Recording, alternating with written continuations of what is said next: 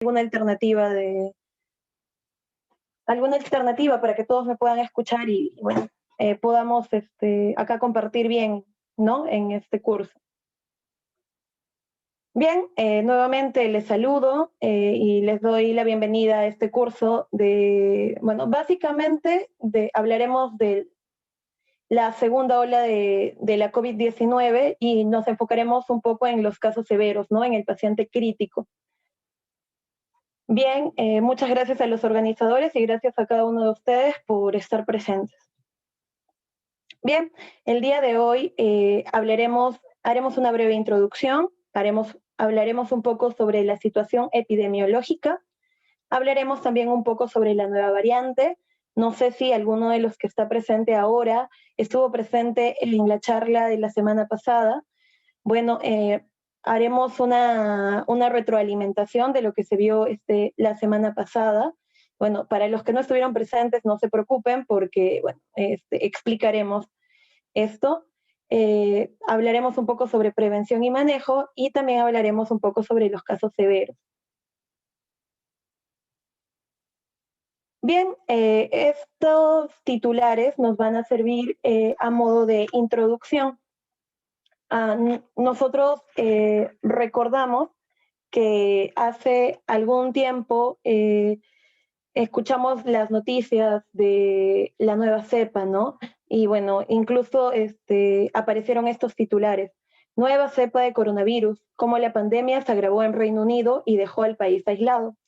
Escuchábamos o entendíamos de que el virus había mutado y que una nueva cepa de Reino Unido era la que estaba causando un incremento en el número de personas contagiadas y bueno, como indica este titular, que la pandemia se agrave, ¿no?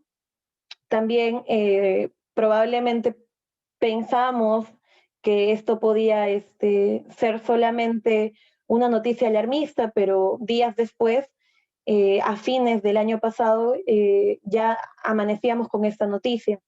Coronavirus en Reino Unido, la ola de casos sin precedentes que azota el país, ¿no? También otro titular aquí, las próximas semanas serán las más duras. Inglaterra regresa al confinamiento estricto ante el riesgo de colapso de su sistema de salud. Esto a inicios del año, el 5 de enero. Y bueno, quizás no nos parecía tan real, nos parecía más un problema de otros países, hasta que la ministra indicó pues, ¿no? Que esta variante ya había llegado al Perú. Hablaremos por eso un poco de esta variante, cuál es su importancia biológica y, bueno, cuál sería la influencia que ésta tenga en el desarrollo de la pandemia, ¿no? En cómo la agravaría o qué pasaría, ¿no? Pero antes de hablar de todo eso, vamos a hablar de algunas cifras, de cuál es la situación, vamos a situarnos bien en dónde estamos, tanto a nivel mundial, como a nivel internacional, como a nivel nacional. Ustedes van a darse cuenta en las cifras que yo presente que básicamente lo que se está viendo es un incremento de casos, ¿no? Todos lo sabemos. Y quizás el mayor aliado de este incremento de casos sea precisamente lo que indica este titular, ¿no? Que hay gente que todavía no cree que la COVID-19 sea un problema o sea real. Hay que tener bastante cuidado con esto y hay que informarnos adecuadamente para que nosotros, como personal de salud, como parte del sistema de salud, podamos, con evidencia científica, informar a la población, ¿no? Lo más importante es que, como profesionales que somos, nuestras decisiones son basadas principalmente en evidencia científica, por no decir absolutamente, ¿no?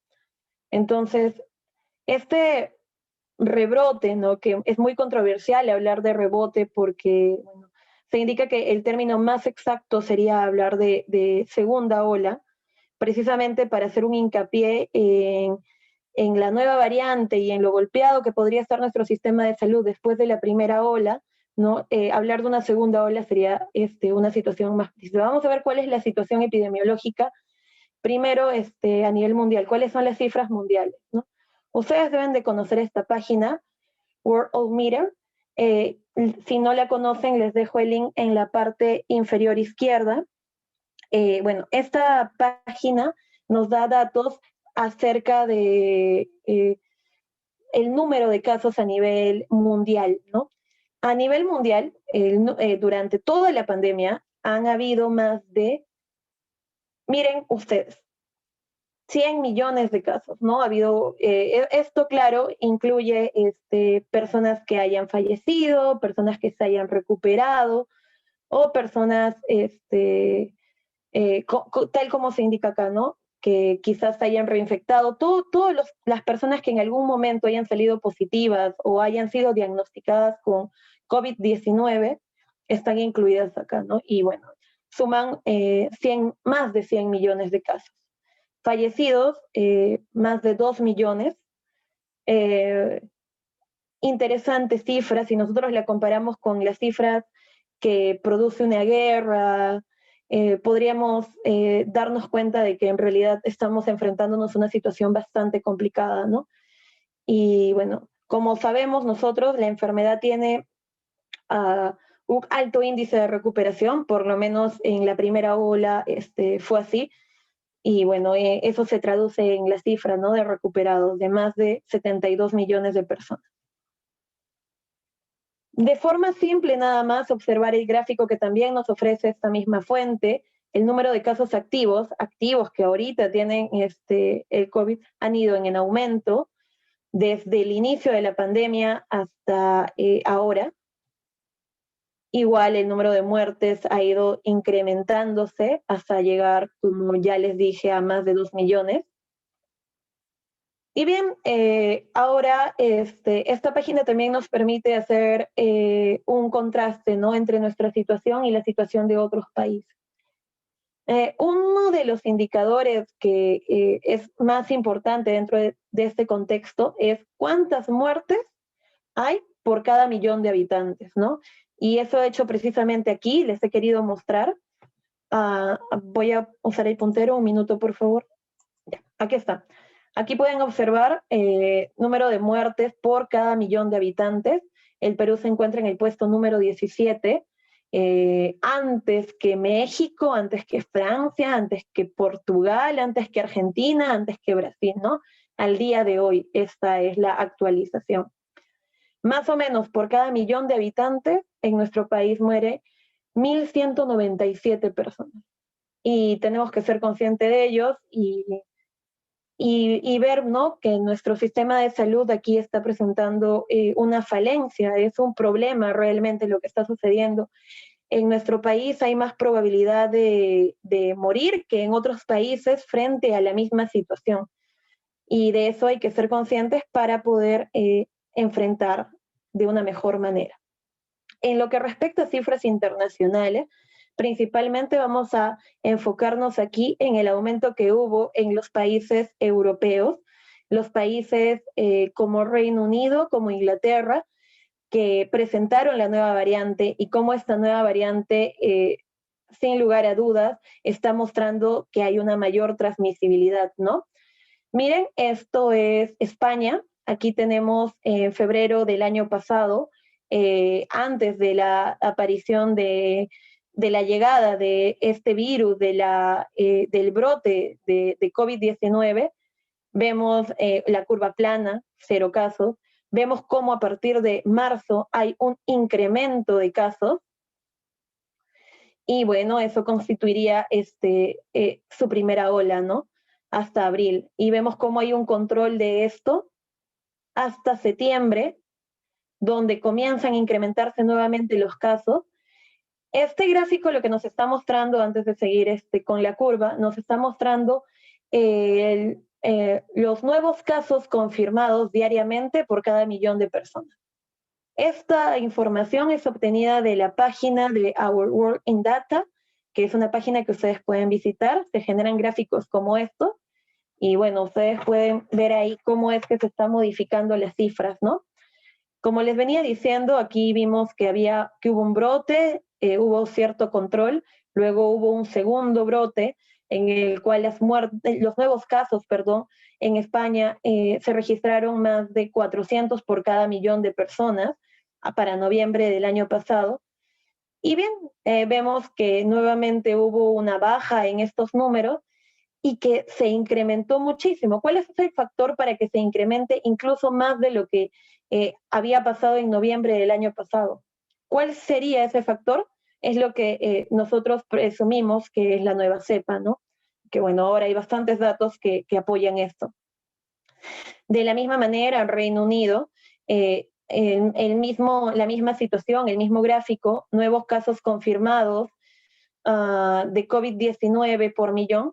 Vemos aquí un incremento ligero en marzo, estos incrementos probablemente bastante alentadores para aquel entonces, para agosto, no los había golpeado mucho la pandemia, menos de 100 casos por millón de personas, era una cifra bastante alentadora. Vemos que a partir de septiembre sus cifras se incrementan y vemos que ya para enero de este año se incrementó más de el doble de lo que había habido en sus primeras olas, ¿no? Un país que tiene un mejor sistema de salud que el nuestro, que tuvo medidas de prevención mejores políticas de prevención que las nuestras, cómo se incrementó a más del doble este brote, ¿no? ¿Y cuál sería la causa? Sería la causa precisamente esta nueva variable. Y bueno,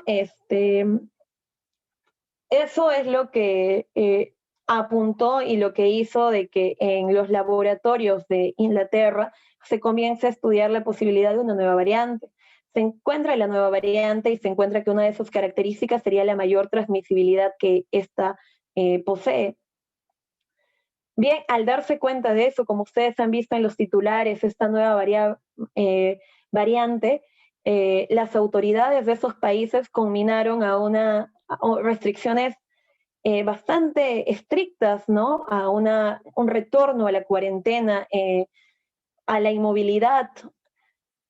¿Y esto con qué? Con aras, con visión a que este incremento desmesurado, incluso esta variante se le conoce como la bestia porque básicamente hizo que la curva de lo que estaba horizontal pasara a ser vertical, que el incremento de una semana a otra sea terriblemente alto.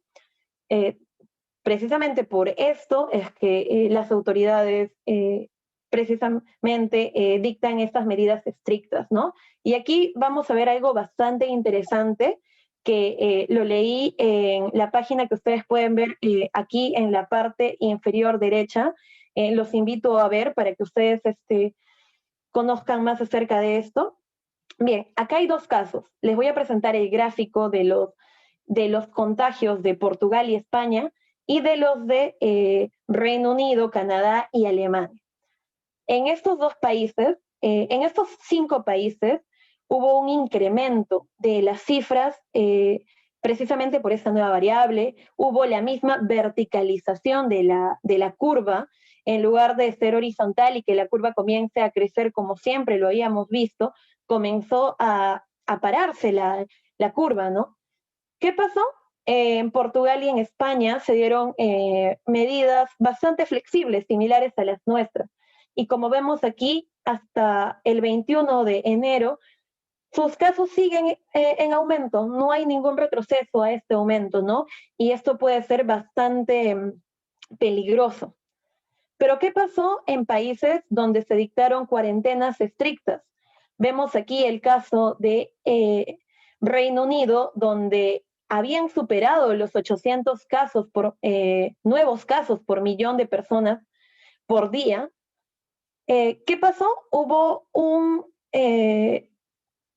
descenso significativo, ¿no? Y a pesar de que ahora siguen con altos números, 600 nuevos casos confirmados de coronavirus por millón, la curva ha descendido, al igual que en Canadá, al igual que en Alemania. Esto no hace más que mostrarnos que tenemos que cuidarnos, y que las medidas estrictas son las que ahora deberían de primar. Si bien el Estado peruano no las ha dictado, nosotros debemos de ser conscientes y educar a la población que está a nuestro alrededor como personal de salud a que son estas medidas estrictas las que nos van a salvar, no salir si no es necesario y que las vamos a conversar más adelante también, ¿no? Pero tener presente este contraste, ¿no? De medidas y cómo es que afectó a su curva para que nosotros podamos tomar decisiones a partir de eso. Eso respecto a las cifras tanto mundiales como de países, ¿no? Extranjeros. Ahora veamos cuál es la situación de nuestro país. Es muy importante saber dónde estamos parados ahora, ¿no? Miren, eso es un gráfico diseñado, precisamente pueden encontrar la referencia de la persona que lo diseñó en la parte inferior derecha. La fuente fue SINADEF, que como sabemos es la institución que se encarga del registro de las defunciones. Vemos precisamente eso, ¿no? Esas son defunciones diarias en el Perú por toda causa, no por coronavirus exactamente, sino por todas las causas. Vemos que en noviembre del 2019 las muertes oscilaban entre 200 y 400, ¿no? Más acercándonos a 400, pero oscilaban entre 300 y 400, como pueden ver acá, ¿no? Eso se mantuvo en diciembre, en enero, en febrero, en marzo. ¿Y qué pasó en abril? Precisamente cuando el coronavirus llega a nuestro país, hay un incremento de defunciones diarias en nuestro país. Precisamente veíamos al inicio un titular que decía que uno de los mayores peligros de esta pandemia eran las personas que no creían que existía la COVID-19 o que pensaban que la COVID-19 no era realmente un problema, sino más una guerra social, una guerra psicológica, ¿no? Y que no había motivos para preocuparse, ¿no? O incluso artistas, políticos que defienden eso hasta ahora. Aquí nosotros tenemos datos concretos para poder rebatir lo que nos están diciendo, ¿no?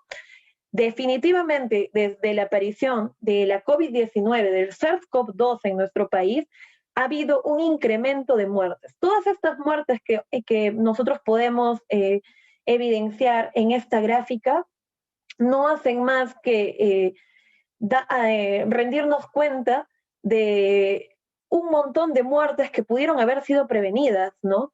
No es lo que usualmente pasaba en nuestro país. En nuestro país morían de 300 a 400 personas diariamente y se incrementaron en el pico más alto de la pandemia a 1000 muertes por día. De abril a mayo, junio, julio más o menos era donde nosotros teníamos las mayores muertes, ¿no? Agosto.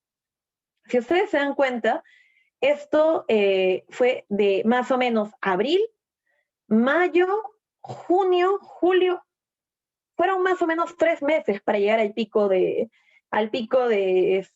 esta segunda ola, ¿no? De número de muertes. Ahora que estamos viendo que evidentemente después del pico de la primera ola hubo un descenso, ¿no? Del número de muertes por toda causa, como se indica acá.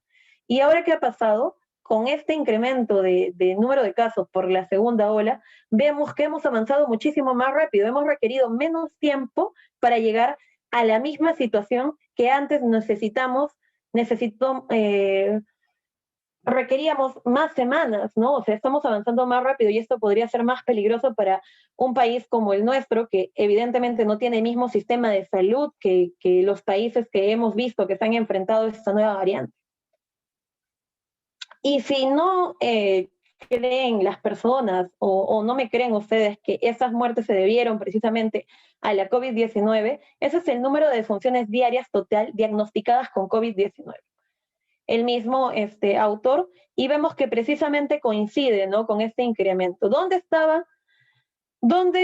estuvieron los 600 casos adicionales, los 700 casos adicionales? ¿De dónde eran estos? Eran precisamente de la COVID-19, ¿no? Acá vemos cómo se incrementó el número de muertes por COVID-19 en estas personas o relacionadas al COVID-19, ¿no? Y vemos cómo se está incrementando nuevamente el número de casos relacionados con COVID-19.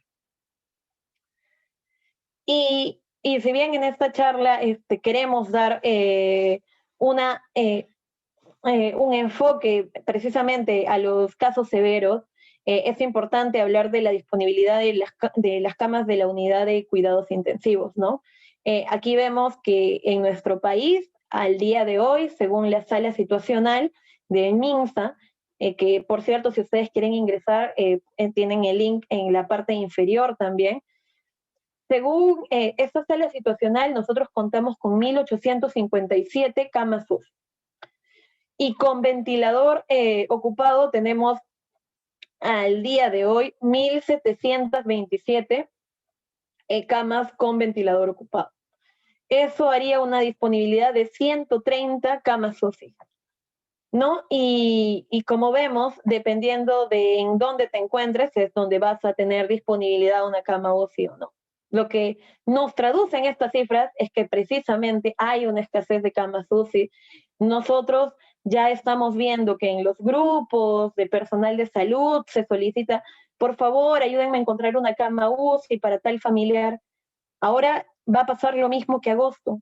Exactamente la misma triste situación de no poder encontrar una cama UCI para un familiar, ni siquiera para una persona que trabaja en el sector salud, va a ser posible esto, precisamente por el número de casos de personas que van a requerir estas camas.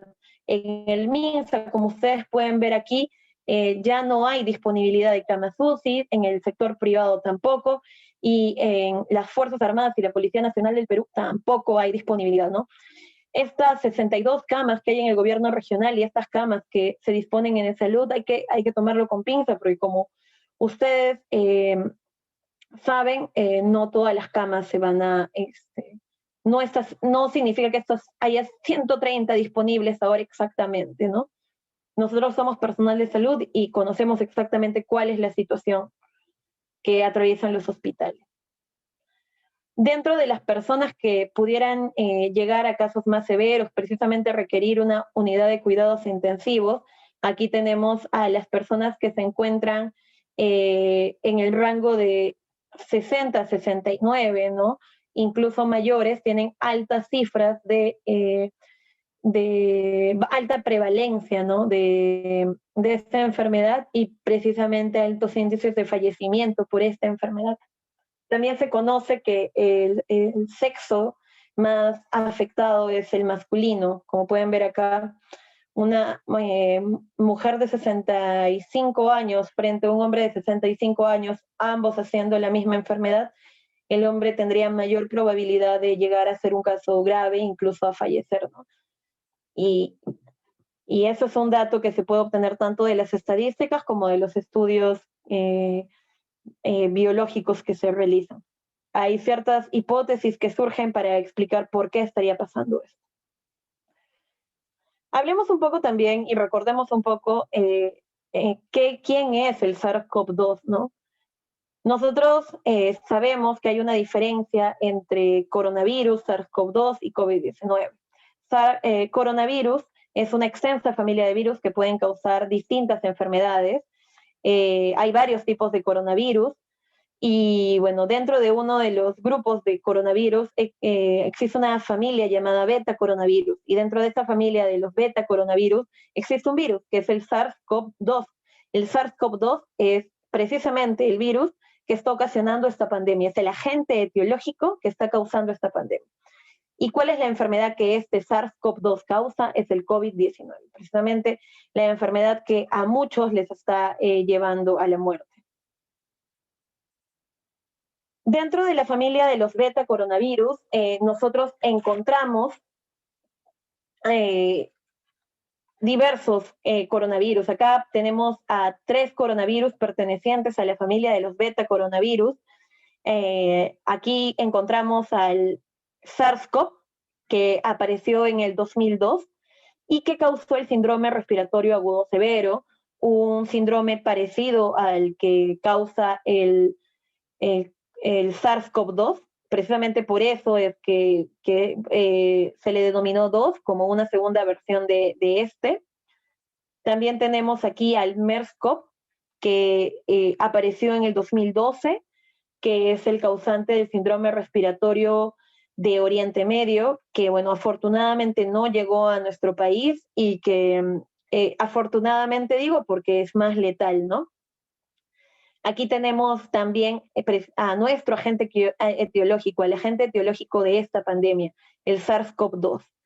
Y bueno, aquí tenemos que mediante estudios filogenéticos se llega a establecer que habría una relación con el coronavirus que afecta a los murciélagos, ¿no? Los coronavirus no solamente afectan a los seres humanos, afectan también a los animales, de hecho son una zoonosis, y bueno, con el murciélago, con el coronavirus que afecta al murciélago hay un 96% de parecido, entonces por eso la relación con este animalito, ¿no? Y al parecer el eslabón entre el coronavirus del murciélago y el coronavirus que nos afecta a nosotros sería el coronavirus que afecta al pangolín, ¿no? Pero bueno, eso es en estudios y es lo que probablemente se acerque más a la verdad.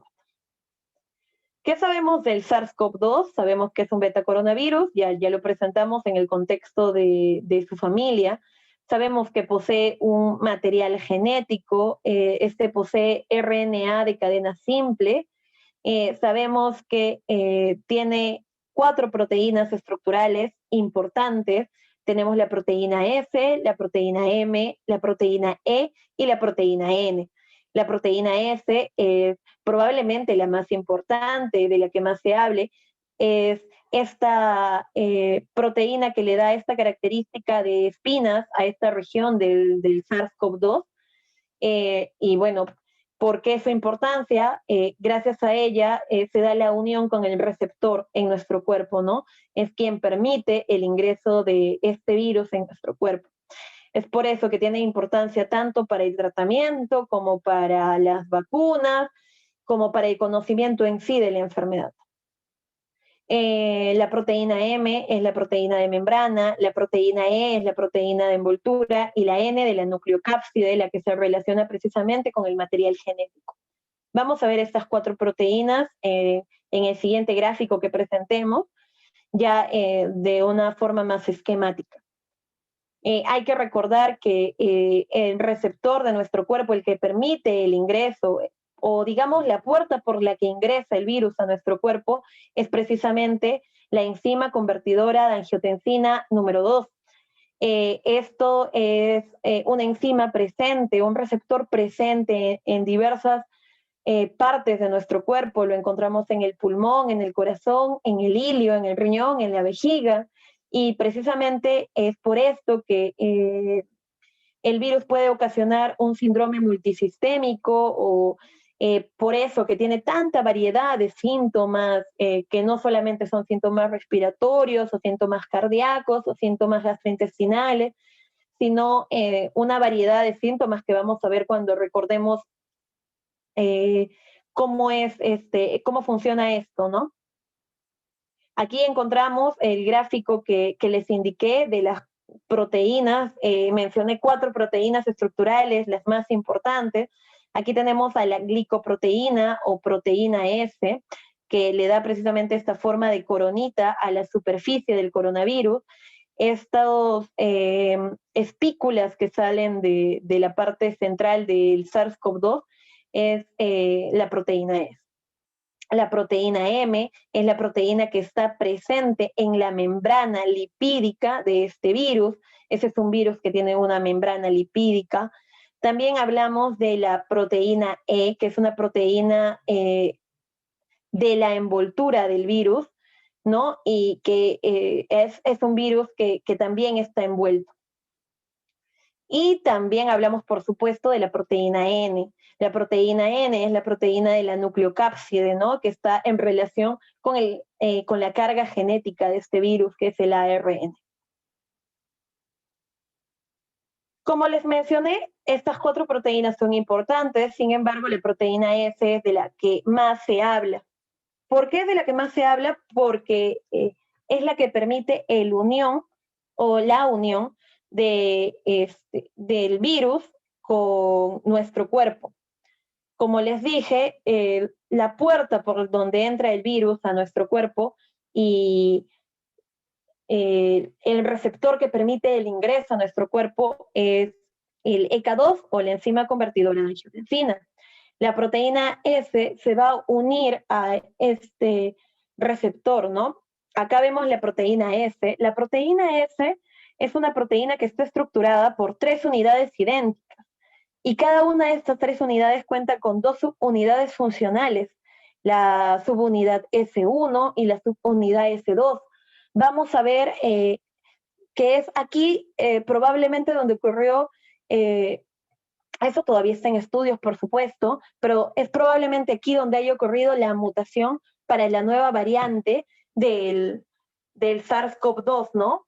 Esta nueva variante que hemos visto que causó el incremento en las curvas, ¿no? De nuevos casos. Como les dije, esa proteína cuenta con 3 unidades y cada una de ellas con 2 subunidades, la subunidad S1 y la subunidad S2. La subunidad S1 tiene un dominio terminal y tiene un dominio bastante importante, ¿no? Ese es el dominio terminal y ese es el dominio del que me gustaría que hablemos un poco más. Es el dominio al cual siempre se le hace hincapié porque es precisamente el que va a permitir que se una a la enzima convertidora de angiotensina. A este espacio se le llama ligando receptor y bueno, acá están las siglas en inglés de dominio de ligando receptor, que va a ser la parte de la proteína que se va a unir con la ECA2. También hay una parte de unión de la subunidad 1 con la subunidad 2, que es esta región que tenemos aquí. Esa región que tenemos aquí también es importante porque va a permitir el cambio de una proteína S cerrada, como esta, acá encontramos cerrada, con una proteína abierta. Gracias a este espacio, a la unión de la subunidad 1 con la subunidad 2, es que se va a poder abrir esta proteína. ¿Y por qué es importante que se abra? Porque solamente abierta se puede unir al receptor ECA2, ¿no? Y entrar a nuestro cuerpo y causar enfermedad. Como todo virus, el SARS-CoV-2 sigue un ciclo, se une a la célula por fusión de membranas y endocitosis, va a ingresar, va a liberar su material genético, como vemos aquí, y como es un material genético ARN, va a unirse al ribosoma y va a comenzar la traducción, ¿no? Y va a comenzar a generar las proteínas que nosotros hemos mencionado, la proteína N, la proteína S, la proteína M y la proteína E, que son proteínas estructurales, ¿no? Que necesita el virus para tener su estructura completa. Y es así como se comienzan a formar los nuevos virus y luego por exocitosis salen y comienzan a infectar a otras células.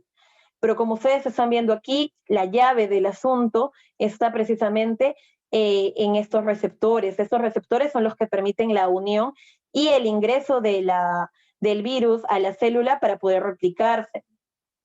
Esos receptores están presentes principalmente en nuestro sistema respiratorio. Es por eso que nosotros cuidamos que no haya transmisión de esa forma. Aquí, como podemos observar en el gráfico, no solo contamos con un receptor, sino con un correceptor. Se requiere acá de un correceptor que está en rojo. Ese correceptor se le conoce como TMPRSS2. Va a permitir precisamente el ingreso del virus a la célula.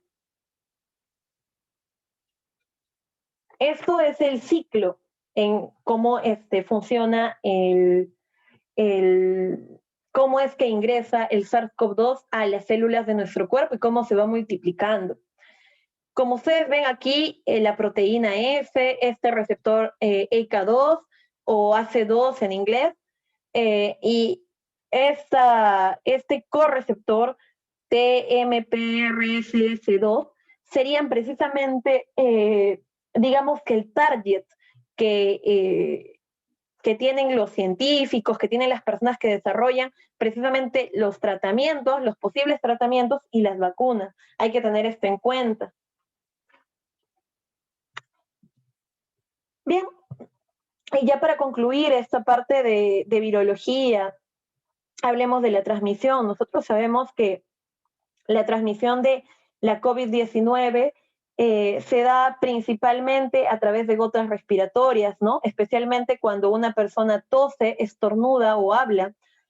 Y dichas gotas entran en contacto con las mucosas. ¿Con qué mucosas? Con las mucosas de nuestro ojo, de nuestra nariz o de nuestra boca, que son por donde ingresa. Es por eso que a nosotros se nos indica utilizar mascarillas para que estas gotas respiratorias no se transmitan a otras personas, protectores faciales. También se nos indica que mantengamos por lo menos 2 metros de distancia, porque es la distancia en la que podrían recorrer estas gotas respiratorias. Y se menciona que, por ejemplo, ¿no? En el caso de que una persona requiera comer en la calle, tiene que hacerlo en silencio, ¿no? Porque es precisamente cuando uno habla, estornuda o tose, donde estas gotas respiratorias salen esparcidas, ¿no? Algunas personas precisamente se quitan la mascarilla para hablar o para estornudar o para toser. Eso es totalmente contraproducente. Uno utiliza la mascarilla para evitar la diseminación de estas gotas respiratorias. Sacarse la mascarilla para ejecutar esto es algo bastante absurdo y tenemos que informar a la población de esto. Si la población requiere, por ejemplo, comer en la calle y es algo que no puede evitar por el trabajo que tiene que realizar, hacerlo en silencio, ¿no? Y estando por lo menos a 2 metros de la otra persona. Además de esa forma de transmisión a través de gotas respiratorias, también se sabe que la transmisión se da por aerosoles. ¿Qué son los aerosoles? Son partículas más pequeñas, menores de 5 micras, que se pueden propagar por distancias más largas y son precisamente las que se relacionan con los espacios cerrados. Como tiene un peso menor, estas partículas se quedan suspendidas en el aire y, por ejemplo, una persona que esté en una oficina cerrada se quita la mascarilla para hacer su trabajo y luego entra otra persona, abre la puerta y se sienta y aunque esta persona se coloque la mascarilla y hay un riesgo de contagio porque ese espacio ya estaría con estos aerosoles que podrían transmitir la enfermedad. Un momento, por favor.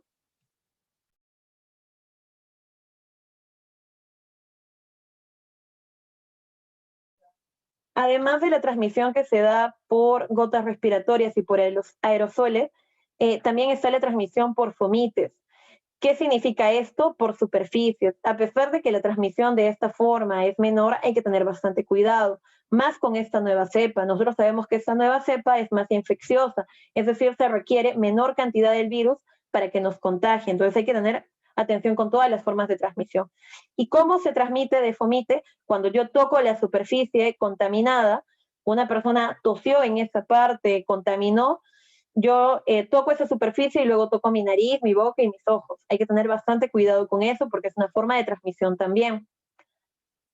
Ha sido encontrado en diversos especímenes, en diversos fluidos no respiratorios como la sangre, el semen, la secreción ocular, pero no hay evidencia de transmisión a través de ellos aún, ¿no? Hay que estar bastante atentos a eso también. Y bien, hemos hablado ya del SARS-CoV-2, ahora hablemos de la enfermedad que causa el SARS-CoV-2. Nosotros sabemos que esta es una enfermedad que causa diversos síntomas. Hemos dicho que esto estaría asociado precisamente a que el receptor, el ECA2, está presente en diversos tejidos de nuestro cuerpo, en diversos órganos, tanto en el sistema respiratorio como el sistema digestivo, como en otros sistemas.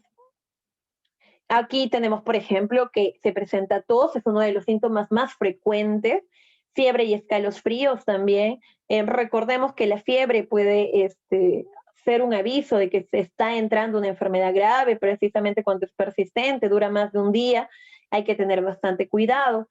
El malestar general también es bastante frecuente en esta enfermedad, el dolor de garganta también, la dificultad respiratoria, hay que tener bastante cuidado con esto, al igual que la fiebre. La dificultad respiratoria nos puede estar indicando un avance hacia una enfermedad grave. Hay que tener en cuenta los síntomas que podrían estar avisándonos que se está llegando a una enfermedad grave. La cefalea, el dolor de cabeza, la congestión nasal, el dolor muscular, la diarrea, las náuseas, los vómitos y por supuesto también la anosmia y la ageusia, que es que es la pérdida del gusto, ¿no? Que se ha reportado como síntomas bastante específicos para esta enfermedad.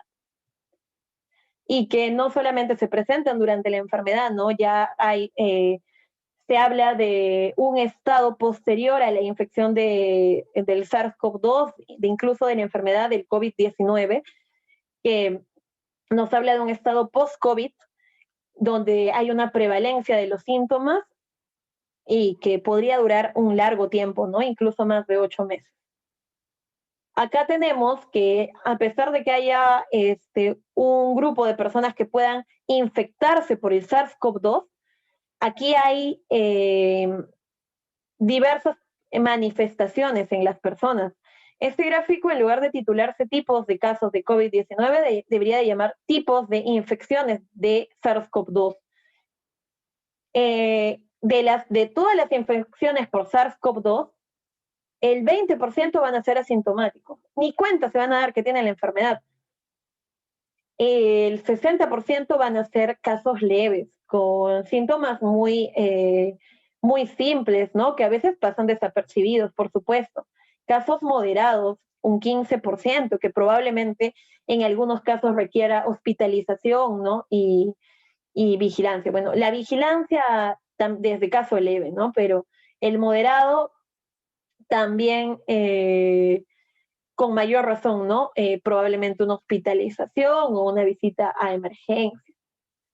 El caso grave o crítico, definitivamente un manejo hospitalario y que representa el 5%.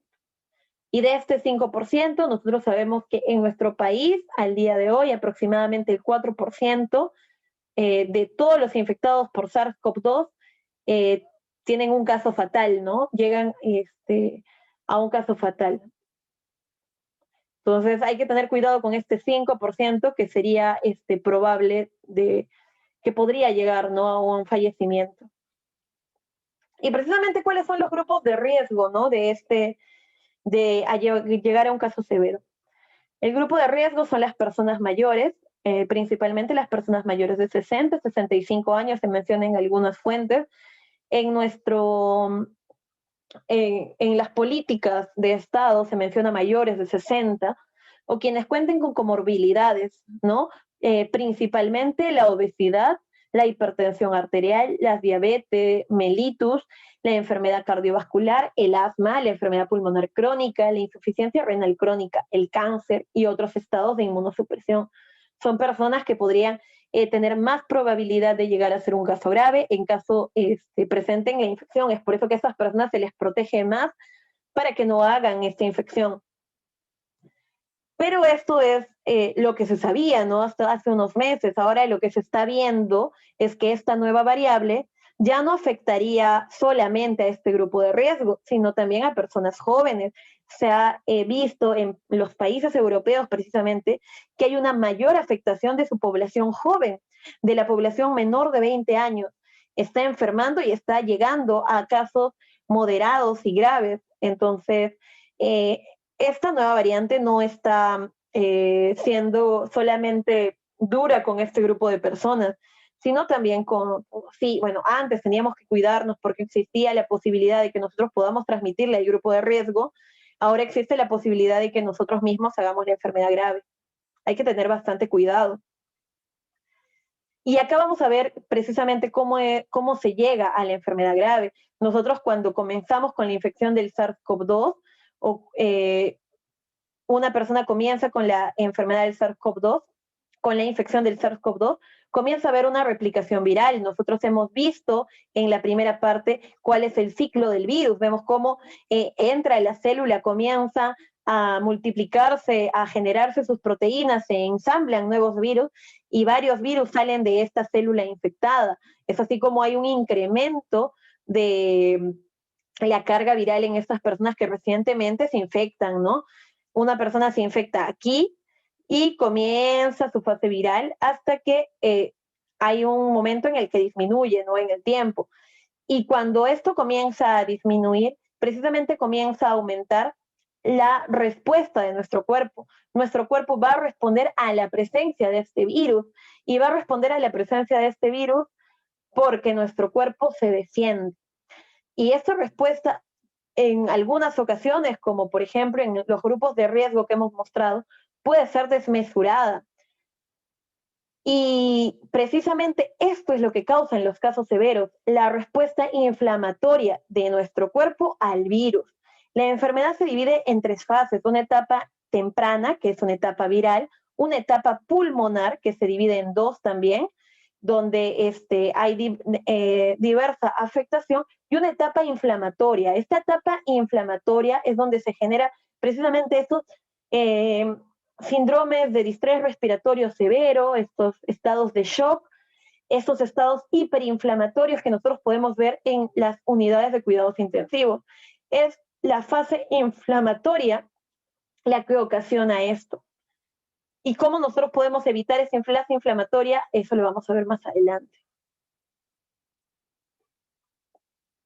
Aunque les voy adelantando que, bueno, lo que podemos hacer es evitar algunos factores como la obesidad, porque una vez generada la enfermedad, lo único que nos queda es supervisar, ¿no? El avance, quizás un tratamiento sintomático y el tratamiento de soporte, que es lo más importante. Bien, esas son las pruebas de diagnóstico. Nosotros sabemos que en nuestro país se realizan las pruebas para identificar al IgM, al IgG, y para identificar la carga viral, ¿no? Lo conocido como el hisopado, como la prueba molecular. Nosotros sabemos que dependiendo del momento de la infección, si estoy en un periodo sintomático, si han iniciado los síntomas, si el paciente comienza a recuperarse, dependiendo de en qué etapa estoy, si estoy en el periodo silente, en remisión o en convalecencia, dependiendo de en qué etapa nos encontremos, de ello va a depender qué prueba me voy a realizar. No hay una prueba, no siempre la prueba, por ejemplo, molecular, va a ser la de mayor importancia. Si yo, por ejemplo, he pasado varios días después de los síntomas y precisamente ya comienza a haber una recuperación, lo más probable es que la prueba molecular salga negativa, a diferencia de esta prueba que detecta los anticuerpos, ¿no? Y precisamente el anticuerpo IgG que nos va a permitir conocer que se tuvo la enfermedad y que ya estaría pasando, ya estaría cediendo. Esto es otro gráfico que nos muestra lo mismo. Otro gráfico que nos muestra lo mismo. Precisamente lo presento porque en la disertación anterior hubo bastantes dudas respecto del diagnóstico. Por ello es que lo he puesto. Y ahora sí hablemos de la nueva variante. La nueva variante es precisamente esta, el SARS-CoV-2 B117, conocida también como VUI 2020-1201. VUI precisamente por sus siglas en inglés, las siglas en inglés de variante en investigación, o VOC por variante de preocupación. Estas son las siglas de estas dos palabras que encontramos aquí: 2020 porque fue identificado en el 2020, 2012 por el mes en el que se encontró, diciembre, y 01 porque fue la primera, ¿no? La primera variante que precisamente de preocupación y que está en investigación ahora. Esa es la B117 y es la que estaría causando este incremento en las curvas, ¿no? Que nosotros hemos visto al inicio. Este aumento de casos y de mutaciones y precisamente mutaciones en sitios críticos. De todo lo que nosotros hemos conversado, ustedes deben de haber deducido que uno de los sitios más críticos de este SARS-CoV-2 es precisamente la proteína S. La proteína S es un sitio crítico porque gracias a esa proteína es que se va a dar la unión con el receptor, el ingreso del virus a nuestro cuerpo y la replicación de este, ¿no? Entonces, eso es lo que sucede con la nueva cepa. Como ven en este gráfico, aquí está la proteína S, aquí está el receptor, aquí está el correceptor que hemos mencionado también, y cómo este se une. Si esta proteína muta y es muchísimo más fácil de que se una a este AC2, eso va a indicar a que haya mayor infección. Y es precisamente lo que ocurre con esta mutación, ¿no? Y501, que es la mutación presente en la proteína S, que va a permitir una mayor unión, que está relacionada con mayor infectividad en esta célula, a este receptor. La proteína S, como les dije, está compuesta por 3 unidades y cada una de estas unidades está dividida en 2 subunidades.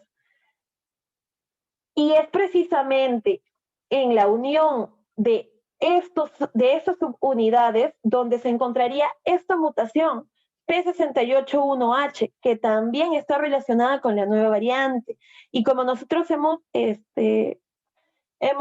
conversado al inicio, la unión de la subunidad 1 con la subunidad 2 es precisamente que posibilitaría que la proteína S se abra o se cierre. Y era importante que la proteína esté abierta para que pueda unirse al receptor de enzima convertidora de angiotensina. Entonces, esa sería otra de las posibles mutaciones que haya habido en la nueva variante que nos preocupa, ¿no? Y acá hay otra de las mutaciones que habría habido, la de lesión 6970, también presente en la proteína S. Si bien es cierto, esta es la mutación que menos está estudiada en esta variante, es muy importante porque nos habla acerca de un mayor estado de inmunosupresión, ¿no? En la persona que lo padece y una mayor respuesta inflamatoria. Esto relacionado con la misma mutación en otros virus, así que hay que estar atentos a esto. Esto está en periodo de investigación, como ustedes saben.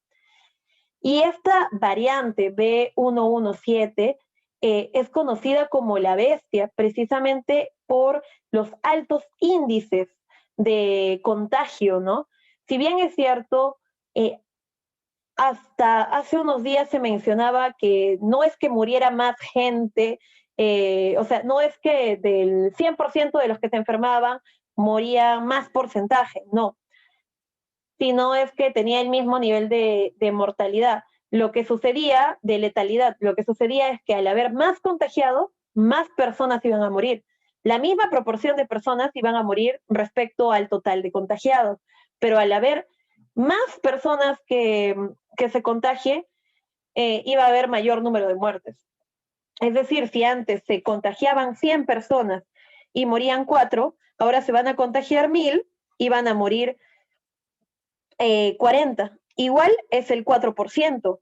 En ambos casos, la letalidad del virus seguía siendo 4%, pero la mortalidad aumentaba porque habían más personas que se contagiaban. Esto ha cambiado en el tiempo. Ahora se menciona que esta cepa sí podría ser más mortal, más letal, ¿no? Eso es algo que nos preocupa aún más. ¿Y qué es lo que pasa con esta cepa? Aquí hay 2 gráficos elaborados por la persona que se encuentra mencionada aquí en la parte inferior derecha. La pueden visitar también. Da información muy útil acerca y con evidencia científica acerca del avance de la pandemia.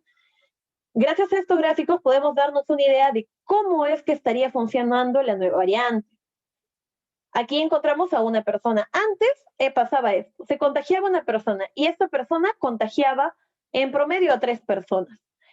Cada una de estas 3 personas contagiaba en promedio a otras 3 personas y cada una de estas a otras 3 personas.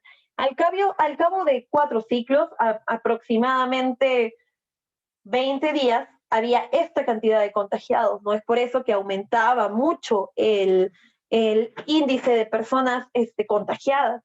¿Qué es lo que pasaría con esta nueva variable? Que la infectividad, la cantidad de personas contagiadas sería mayor, porque este número, que es el número de reproducción, nosotros lo conocemos, es el número promedio que una persona en la comunidad contagia, ¿no? ¿Cuántas personas en promedio contagia una persona infectada? Eso es el número de reproducción. Aquí sería un poco más, ¿no? Y si nosotros lo vemos en un ciclo, diríamos, bueno, solamente hay una persona más infectada. Pero si nosotros lo vemos en 4 ciclos, vemos que el incremento es bastante significativo. Miren ustedes cuántas personas al cabo de 4 ciclos, 5 ciclos están contagiadas aquí y cuántas están contagiadas aquí. Ahora multipliquen esto por todas las personas que actualmente se encuentran contagiadas, ¿no? Nosotros sabemos que esta nueva variante ya está en nuestro país, incluso hay indicios que mencionan que desde mucho antes. A diferencia de la tecnología y de los laboratorios de Inglaterra, nosotros no contamos con esa tecnología como para poder cada caso, o por lo menos el 60% de los casos o el 20% de los casos, analizarlos y ver si pertenecen a la nueva variante o no. Entonces hay que tener bastante cuidado porque nosotros podemos infectarnos y no sabemos si es la nueva variante o no. ¿Cuál es el impacto de esta nueva variante? Va a haber mayor habilidad para propagar, más o menos de un 50-70%, y bueno, la preocupación, ¿no? Podría causar una enfermedad más grave. En los últimos días se ha mencionado que esto podría ser así y que precisamente estaría aumentándose el número de casos graves en personas menores de 20 años, a diferencia de lo que pasaba digamos, con la primera versión del virus.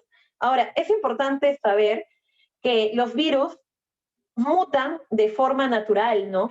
Esta variante, SARS-CoV-2 B1117, no es la primera mutación que ha habido del SARS-CoV-2, han habido muchas mutaciones del SARS-CoV-2. Los virus mutan naturalmente, nada más que este virus ha mutado antes de lo que nosotros esperábamos y ha mutado hacia una versión que podría ser más peligrosa, ¿no? Al contar con un mayor índice de infectividad y con un posible aumento de casos graves en menores de 20 años. Ahora hablemos de prevención y manejo. Un minuto, por favor.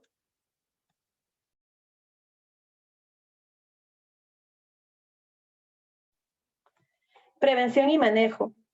Nosotros aquí, en lo que respecta a la nueva cepa, eso es lo que sacó la CDC.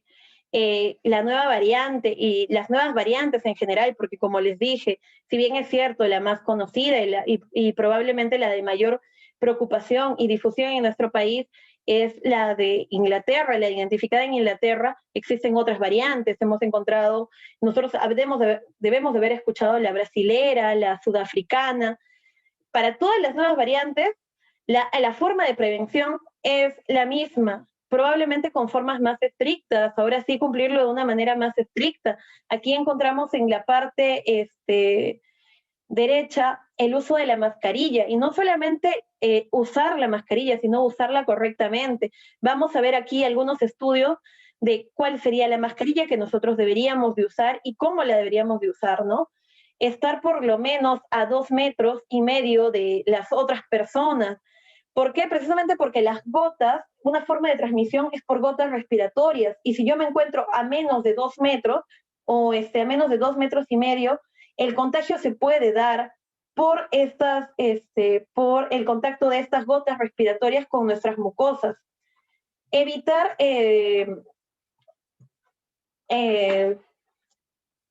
un momento.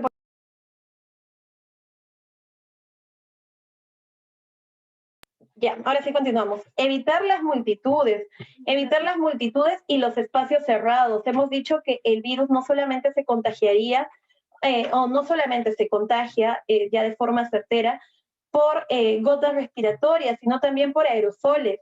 Los aerosoles, como ya les mencioné y les vuelvo a repetir, son partículas que permanecen más tiempo en el espacio, y permanecen más tiempo porque pesan menos, y podrían permanecer, se indica, hasta 4 horas en un ambiente cerrado. Entonces tenemos que tener bastante cuidado. Si nos subimos a un carro, abrir las 2 ventanas. El hecho de que corre el aire es uno de los factores de mayor protección, ¿no?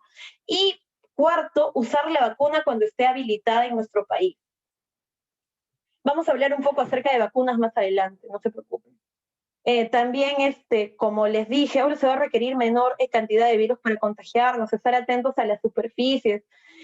A veces nos olvidamos que, por ejemplo, uno de los aparatos que más utilizamos nosotros, que es el celular, podría estar contaminado. Nosotros lo llevamos a la calle y él está expuesto, él no usa mascarilla, entonces la superficie podría contaminarse. Yo llego a mi casa y si no lo desinfecto, simplemente me voy a contagiar, ¿no? Porque el virus está ahí, yo voy a coger mi celular, luego voy a coger mis mucosas y de esa manera me puedo contagiar. Ahora es mucho más fácil de que me contagie, hay que tener bastante cuidado. Y bien, esto es un estudio que les quería mostrar acerca del uso de la mascarilla. El uso de la mascarilla es muy importante, pero a veces no se sabe bien exactamente qué mascarilla usar, ¿no? Nosotros, como personal de salud, se nos indica que hay un tipo de mascarilla que deberíamos de usar según el grado de exposición que nosotros tenemos. Si nosotros, por ejemplo, estamos nebulizando a un paciente con el diagnóstico de COVID-19, nosotros tenemos que utilizar una mascarilla N95, KN y un equipo de protección personal bastante detallado en las guías. Pero si nosotros estamos en un ambiente administrativo, por ejemplo, debemos usar otro tipo de mascarillas, no una N95, por ejemplo, porque tenemos un grado distinto de exposición. Entonces veamos cuáles son las alternativas que tenemos y cuáles son los grados de protección, ¿no? Ese es un artículo que fue publicado por la JAMA, una de las revistas más reconocidas. Fue publicado el año pasado, en agosto, y no hacía más que indicarnos cuánto había de protección. O sea, la mascarilla va a filtrar las partículas que hay en el ambiente. ¿Cuántas de esas partículas que estaban en el ambiente ingresaban a mi organismo? Si yo utilizo una N95 como esta, que nosotros antes teníamos a disposición en nuestros centros de salud, miren, la cantidad de partículas que va a filtrar esta mascarilla es bastante grande. Casi llega al 0%, es como que no estuviera, mi organismo no estuviera recibiendo las partículas del medio externo. Respecto a esta mascarilla quirúrgica con tiras, nosotros tenemos este nivel de protección que es también bastante bueno, especialmente cuando nosotros estamos frente a pacientes que no emiten aerosoles, ¿no? Que no emiten gotas respiratorias. Pero miren esta mascarilla, ¿no? Esta mascarilla que a veces nosotros preferimos porque tienen estas liguitas y porque son más cómodas. A medida que nosotros lo vamos usando en el tiempo, movemos la cabeza, la levantamos, miren cómo se modifica, ¿no? El 60% de las partículas aproximadamente solamente son filtradas, el resto ingresan a nuestro organismo. Entonces, hay que tener bastante cuidado con esta mascarilla. Precisamente como es más, como se aleja más de nuestra cara y hay más movilidad, podrían ingresar más partículas de nuestro entorno. Entonces hay que tener cuidado precisamente cuando estemos en lugares cerrados y cuando solamente estemos utilizando esta mascarilla. Ese es el contraste de las tres mascarillas. Ahí ustedes pueden ver cuál es, ¿no? Es por eso que esta mascarilla es usada cuando una persona está en cuidados intensivos y hay pacientes que están produciendo aerosoles. Si nosotros estamos haciendo un trabajo administrativo, podría utilizar esta o esta con alguna modificación. Vamos a ver que en diciembre del año pasado salió otro estudio que nos hablaba acerca de algunas modificaciones que le podía hacer el personal de salud a sus mascarillas e incluso también la evaluación de las mascarillas que utilizaba la población. Aquí tenemos las mascarillas que utiliza la población, ¿no? A veces utiliza simplemente mascarillas de nylon o mascarillas de algodón, estas bandanas, o algodón doblado en 4 o en rectángulo, o a veces solamente utilizaba polistel, o polistel de una sola capa, o a veces utilizaba una mezcla de ambas. Nosotros vemos estas mascarillas presentes en la población en general, ¿no? Y la población que a veces ingresa a nuestro centro de salud. Hay que tener cuidado porque estas mascarillas no estarían filtrando la posible contaminación que se encuentre en el exterior. Y aquí encontramos unas modificaciones que el personal de salud realizaba a las mascarillas que ellos tenían, ¿no? Entonces acá vamos a poder concluir una modificación que le podríamos hacer a las mascarillas que nosotros a veces tenemos a disposición para que aumente la filtración. Nosotros sabíamos cuál era la filtración de esta mascarilla, lo hemos visto en el gráfico anterior, pero ¿qué pasa cuando nosotros le hacemos un nudo aquí? Eso podría aumentar la filtración, lo vamos a ver en los gráficos. ¿O qué pasa cuando nosotros usamos estos aparatos que nos ayudan a sentirnos más cómodos, a que no nos duelen las orejas? ¿Qué pasa cuando esos aparatos los usamos de forma así pegada? ¿O qué pasa cuando nosotros utilizamos una liga sobre nuestra mascarilla o cuando nosotros utilizamos nylon encima de nuestra mascarilla? ¿Qué es lo que pasaría? Aquí es lo que vemos, ¿no? Ese es el resumen, la conclusión, digamos. Si la protección de esta persona, la cantidad de partículas que ingresan a su organismo, la cantidad de partículas filtradas es bastante variante, cuando yo le hago un nudo acá, esta variabilidad disminuye y está más protegida la persona.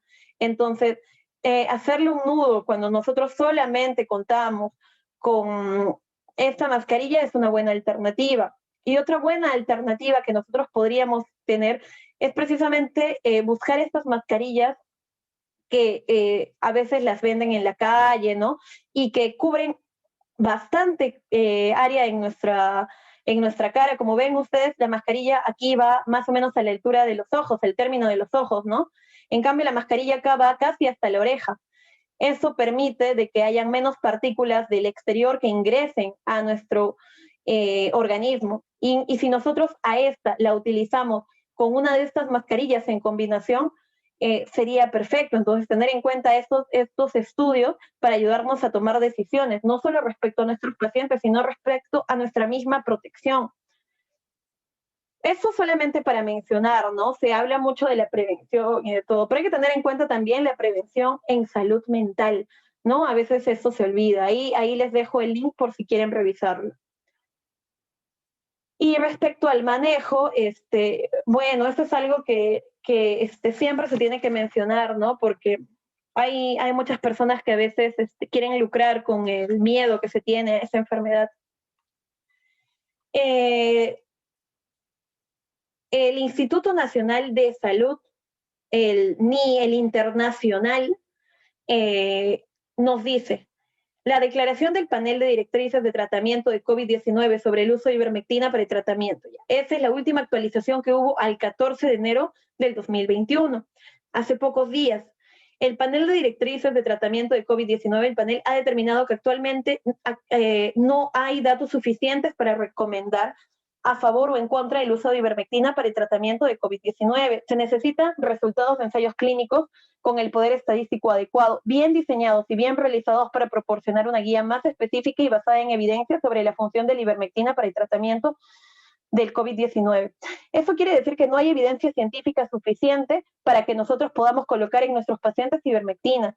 Recordemos que cuando una persona, para el tratamiento de COVID-19, no para la prevención no hay ni siquiera la duda del uso de ivermectina, no se utiliza.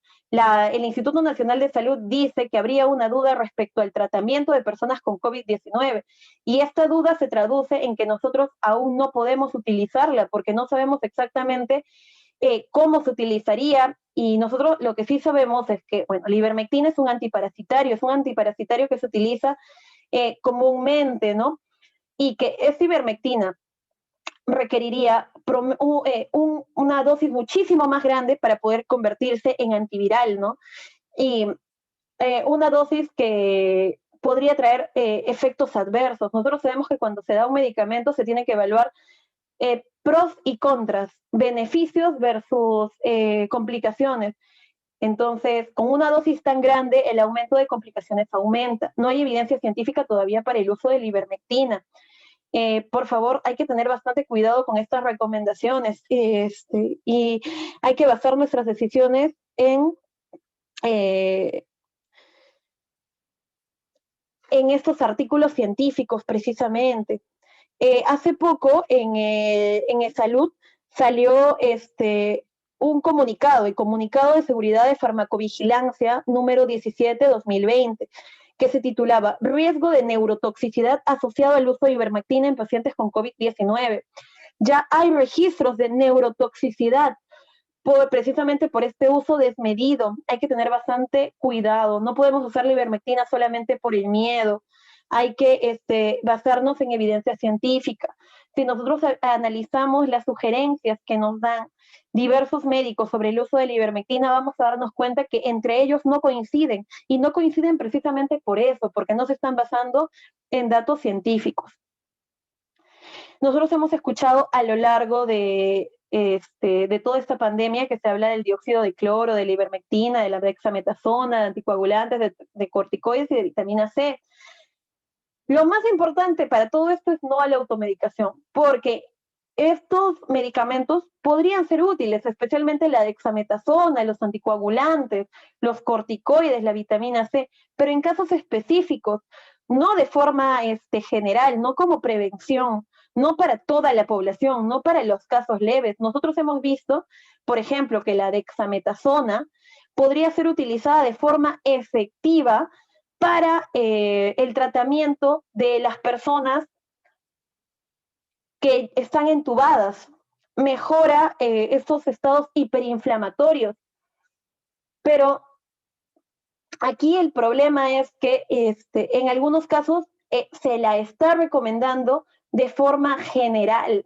Entonces, esto sería un problema porque si bien es cierto, entubados podría conducir a una disminución de la mortalidad, en los primeros estadios de la enfermedad, este mismo medicamento que ayuda a los pacientes entubados podría perjudicar a las personas y podría hacer que más rápidamente lleguen a estados graves. Entonces hay que tener bastante cuidado. Lo más importante es no a la automedicación.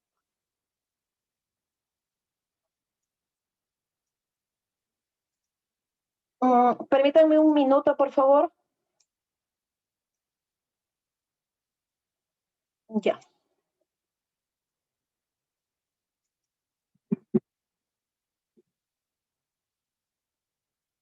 Eh, Hablando ya de las vacunas, el 6 de enero se anunció que llegaba el primer lote de vacunas procedentes del laboratorio chino Sinopharm.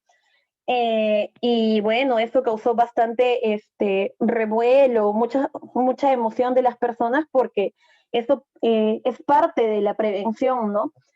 Y es importante que cuando esté disponible nosotros podamos acceder a esa vacuna. Es una noticia bastante alentadora, ¿no? Claro, dentro de un contexto en el cual existen varias vacunas, existen diversos estados presupuestales y existe también lo que se conoce como cadena de frío que tenemos que tener en cuenta, diversos factores logísticos que también hay que tener en cuenta para estas vacunas. Lo cierto es que se anunció la llegada de estas vacunas, ¿no? De este laboratorio de Sinopharm. Respecto a la AstraZeneca, se mencionó que se había suscrito un contrato de compra-venta, ¿no? A través de la cual se entregarán unos 14 millones de dosis de vacuna a partir de septiembre. Eso también se mencionó ese mismo día. Más adelante se pudo obtener la información de que también se había hecho un acuerdo preliminar con COVAX Facility y también se había firmado un acuerdo con Johnson y Johnson y con Pfizer, ¿no? Se había estado haciendo esfuerzos para llegar a concretar firma. Si bien es cierto, los laboratorios ahorita están en una situación bastante complicada respecto a poder establecer o poder entregar todas las dosis que necesitan. Imagínense tener que vacunar a la población en general. Nosotros ya contamos con este primer lote, ¿no? Y bueno, cuando llegue es importante que nosotros podamos vacunarnos, ¿no? A pesar de que que nosotros tengamos dudas, vamos a hablar un poco acerca de cuáles son los fases para que una vacuna llegue a aprobarse y bueno, cuáles serían las dudas respecto a esto, ¿no? Acá nosotros tenemos las fases. Nosotros sabemos que las vacunas se desarrollan en varios años, no se desarrollan de un día para otro. Incluso acá nosotros vemos que hay descubrimiento o estudio preclínico. Un estudio preclínico, este cuadro lo saqué de una revista que habla de estas fases y habla de estas fases incluso antes de la pandemia, ¿no? Entonces nosotros acá tenemos un punto de vista bastante imparcial porque, bueno, no sabían de la pandemia. Y bueno, en ese entonces ellos hicieron este gráfico. podía durar hasta 6 años y medio. Esto se adelantó evidentemente para poder frenar el paso de la vacuna, ¿no? Pero esto se tenía que cumplir con todas las características de este estudio, estudios de laboratorio y en animales, ¿no? Con el propósito de que se realice seguridad, actividad biológica y formulación. Dosis. La fase 1, que también tenía una duración mayor de un año, que se realiza ya en 20 a 100 voluntarios sanos, luego de haber comprobado la seguridad y actividad biológica en laboratorios y en animales, no solamente en animales como las ratas, sino en animales cercanos a nosotros como los primates. Y bueno, el objetivo de esta fase 1 era determinar la seguridad y las dosis, ¿no? En la fase 2, de 100 a 50, perdón, de 100 a 500 pacientes voluntarios, evaluar la efectividad y buscar efectos secundarios. La mayoría de los laboratorios se van a encontrar, de los que he mencionado, se van a encontrar en diversas fases. La mayoría se encuentra en la fase que sigue, en la fase 3. ¿Y por qué se encuentra en esta fase? ¿Y por qué no están en la fase final? ¿O por qué por qué no han aceptado a todas la Organización Mundial de la Salud? Precisamente porque se requiere de bastante tiempo, ¿no? Ahorita la mayoría se encuentra en la fase 3, especialmente las que va a llegar a nuestro país. Vamos a ver ahí noticias sobre el estudio de la fase 3. La fase 3 es una fase donde se estudia una población de 1,000 a 5,000 pacientes voluntarios. Aquí ha habido convocatorias para personas que quieran participar en estos estudios. Y aquí se confirma la efectividad y el monitoreo de reacciones adversas a largo plazo. Aquí es donde se encontraría la mayor cantidad de las vacunas. El 2 de septiembre del 2020, la página de gobierno, una página oficial, emite una nota de prensa en la cual se indica: el ministro de Relaciones Exteriores, conjuntamente con la ministra de Salud, recibió en el Aeropuerto Internacional Jorge Chávez a la delegación científica china, precedida por el doctor Vincent, presidente del grupo Sinopharm, precisamente la vacuna que nosotros hemos comprado, que ha trasladado al Perú las pruebas para el ensayo clínico fase 3 del desarrollo de la vacuna contra el COVID-19 elaborados por la compañía farmacéutica más grande de China, Sinopharm. Ahora, como ustedes han podido entender de este párrafo, los estudios fase 3 se han realizado en nuestro país y bueno, se están culminando, ¿no? Sinopharm, se han culminado en realidad un grupo de estudios de ellos. Siendo las primeras pruebas que arriban al Perú, dichos ensayos clínicos serán efectuados a 6,000 voluntarios peruanos inscritos previamente por parte de los equipos de médicos y especialistas de la Universidad Peruana Cayetano Heredia y la Universidad Nacional Mayor de San Marcos, en coordinación con la delegación científica china que hoy arribó a nuestro país. Entonces, uno de los principales factores por los cuales se eligió a este grupo, el grupo Sinopharm, fue que el Perú había participado en los ensayos de vacunas para la COVID-19 desarrollados por este laboratorio, ¿no? Otra de las características de esta vacuna que va a llegar al primer lote es la vacuna desarrollada por el laboratorio Sinopharm junto con su filial china National Biotech Group. Tiene una tasa de eficiencia del 79%. Se indica que la tasa de eficiencias que deben de tener deberían de ser mayores del 40, 30%. Esta tiene un nivel de eficacia del 79%. Anunció el grupo farmacéutico. Esta TRIF, pero en comparación con las otras, es inferior, ¿no? Con la de Pfizer, con la Moderna, que es el 95-94%. Hay que tener en cuenta también que si no tenemos disponible la Pfizer y nosotros queremos necesariamente la Pfizer, por el hecho de no querer vacunarnos, podríamos estar agravando nuestra situación en lo que respecta al sistema de salud. Es muchísimo más rentable para nosotros como de forma individual que la mayoría de personas a nuestro alrededor y nosotros mismos estemos vacunados con una eficacia del 79%, a que nosotros esperemos que solo nosotros estemos vacunados con un 95%. ¿No? Entonces, hay que animar a las personas a que se vacunen también. La primera vacuna china aprobada oficialmente contra el COVID-19 es más efectiva contra las nuevas variantes del virus, dijo uno de sus creadores. La actual mutación del virus COVID-19 no ha hecho que la vacuna sea eficaz, dijo el presidente de esta compañía a la televisión estatal.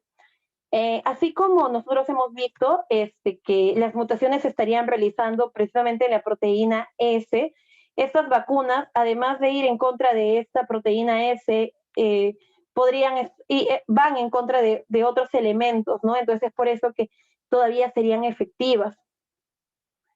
Y bueno, no hay ningún estudio, no hay nada que nos indique que no serían efectivas contra esta nueva con esta nueva variante, perdón. La vacuna de Sinopharm es de las que se denomina inactivada. Al igual, este mismo laboratorio ha desarrollado otras vacunas, como la vacuna de la hepatitis, por ejemplo. Es decir, que utiliza un método muy clásico que recurre a un virus muerto para desencadenar una reacción inmunitaria en la persona. Esto es una ventaja desde el punto de vista que las personas que tienen alguna inmunosupresión o que están en un estado inmunológico deprimido van a poder vacunarse. Cuando se trata de una vacuna de un virus atenuado, esto no se puede dar, ¿no? Porque a pesar de que es una menor cantidad, esto podría ocasionar una enfermedad en personas que se encuentran más débiles. La ventaja de esta vacuna es que es inactivado. Se requiere de 2 dosis que se aplica de manera intramuscular en el brazo de cada persona con un mes de diferencia. Esto acerca de las vacunas. Entonces ahora tenemos todavía un tiempo para hablar sobre algunos casos presentados en casos severos que nosotros le hemos dado atención durante esta charla. Nosotros tenemos que los casos severos se van a presentar de diversas formas. Nosotros tenemos aquí los casos severos se tiene registrado que hay casos severos que han desencadenado en desórdenes neurológicos, ¿no? Y dentro de esos desórdenes neurológicos se han encontrado meningitis, por ejemplo, casos de meningitis, casos de encefalitis o casos de stroke, por ejemplo. Todo esto se ha registrado y hay reportes de casos que nos indican. También nosotros sabemos que en estos casos graves está presente la hiperinflamación, ¿no?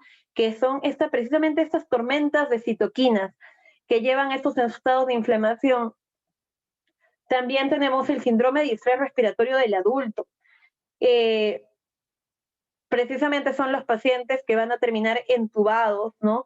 Entonces hay que tener bastante presente esto, podría ser la complicación más frecuente. La disfunción cardíaca no es una de las complicaciones menos frecuentes. Se han registrado casos de miocarditis, por ejemplo. Incluso en enfermedades leves ha habido aumento de troponinas, eso se ha registrado. Entonces no sabemos qué complicaciones podría tener más adelante eso, pero es lo que se ha registrado. También se han registrado casos de hipercoagulabilidad. Estos casos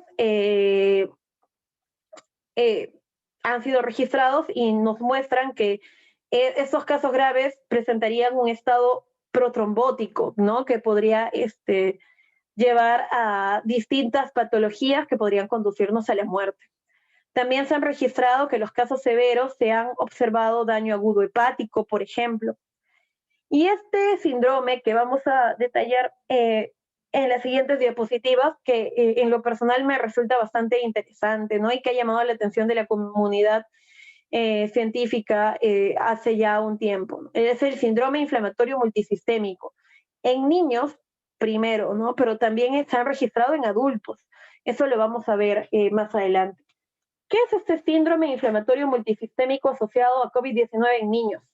Es un cuadro agudo inflamatorio multisistémico en niños que conduciría a una falla multiorgánica y a un estado de shock. Se parece al Kawasaki, de hecho, algunos mencionan que se podría denominar Kawasaki-like, y al síndrome de shock tóxico, con síntomas gastrointestinales, compromiso cardíaco y marcadores inflamatorios elevados. Toda esa información la he sacado de una publicación realizada por un grupo de profesionales del Instituto Nacional del Niño. Ahí en la parte inferior también tienen, ¿no? Cuál es el artículo de donde ha salido esta información. Según la Organización Mundial de la Salud, un caso de este estado son los menores de 19 años con fiebre mayor o igual a 3 días, marcadores inflamatorios elevados, evidencia de infección por SARS-CoV-2 y ninguna otra etiología microbiana, con afección de al menos 2 sistemas. Hemos dicho que es multisistémico. Aquí tenemos el sistema dermatológico, y dentro de este sistema dermatológico se encuentra el rash, la conjuntivitis no exudativa, la inflamación monocutánea. También tenemos la afectación del sistema hemodinámico, y ahí puede haber afectación con una hipotensión, con un shock, o también podría haber afectación del sistema cardíaco por una disfunción del miocardio, pericardio, valvular o coronario. También hay una afectación, posible afectación hematológica, se ha registrado esta afectación y podría ser una coagulopatía. A nivel digestivo, también ha habido manifestaciones como vómitos, diarrea, dolor abdominal, ¿no? Entonces, ¿qué se necesita? Se necesita un menor de edad, menor de 19 años, por ejemplo, un menor de 12 que presente 4 días de fiebre, que tenga marcadores inflamatorios elevados, nosotros ya conocemos cuáles son estos marcadores, que haya evidencia de infección por SARS-CoV-2, que tenga las pruebas positivas o que tenga los contactos, y ninguna otra etiología microbiana, ¿no?, registrada, que no hay otra explicación, con afectación de 2 sistemas, que puede estar el dermatológico, el hematológico, el cardíaco, el hematológico y el digestivo. Estas son esas son la definición. Recordemos que esta es la definición según la Organización Mundial de la Salud. Según la CDC, el Centro de Control de Enfermedades, también existe otra definición, ¿no? Ellos toman a menores de 21 años, una fiebre de mayor o igual a un día, y también un estado severo, ¿no? Es otra definición que se le da. Entonces, aquí les voy a presentar una imagen. En esta imagen nosotros podemos observar que hay distintos elementos descritos anteriormente, ¿no? Por ejemplo, aquí encontramos rash maculopapular difuso, eritema y edema de las manitos. Miren cómo están estas manitos hinchaditas. Labios eritematosos, sequedad y fisura de los labios. Se ve claramente la sequedad y la fisura de los labios. También se ve inyección conjuntival, estos ojitos rojos. Edema en el dorso de las manos y los dedos, acá lo vemos claramente. Descamación de los pulpejos de los dedos, acá vemos la descamación. Bueno, esas son las imágenes que fueron compartidas en este estudio, ¿no? Con la autorización de los padres. Y bien, eso es lo que se ha visto en niños, ¿no? ¿Ustedes recuerdan que al inicio de la pandemia se decía que no afectaba a niños? Bueno, estamos viendo afectación de niños. El Instituto Nacional de Salud hizo ese reporte de 8 casos, si no me equivoco, de niños con esta afectación, ¿no? Y ya en octubre del año pasado se habló de una serie de casos también de síndrome inflamatorio multisistémico en adultos, ¿no? Y bueno, en Estados Unidos han reportado 8 casos, si no me equivoco, y bien, eso está registrado en la CDC. Y esos son casos de personas que han presentado la enfermedad y luego de 2 a 3 meses de haber presentado la enfermedad comienzan a presentar estas respuestas multisistémicas. Hay que tener mucho cuidado porque el COVID-19 no es cualquier cosa, es una enfermedad que podría estar con complicaciones posteriores que aún no conocemos por tratarse de un agente etiológico y una enfermedad nuevas. Aquí tenemos, respecto al tratamiento que se puede dar en los casos severos, una actualización de UpToDate de este buscador de enfermedad de coronavirus 19, manejos en pacientes hospitalizados, ¿no? Es una búsqueda que se realizó el día de hoy y básicamente nos está hablando acerca de la dexametasona. La dexametasona y otros glucocorticoides, ¿no? Recomendados.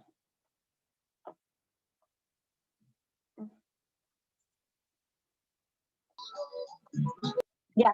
La dexametasona, nosotros sabemos y hemos mencionado hace unos minutos que está indicada para algunas situaciones, ¿no? De pacientes graves, especialmente pacientes intubados,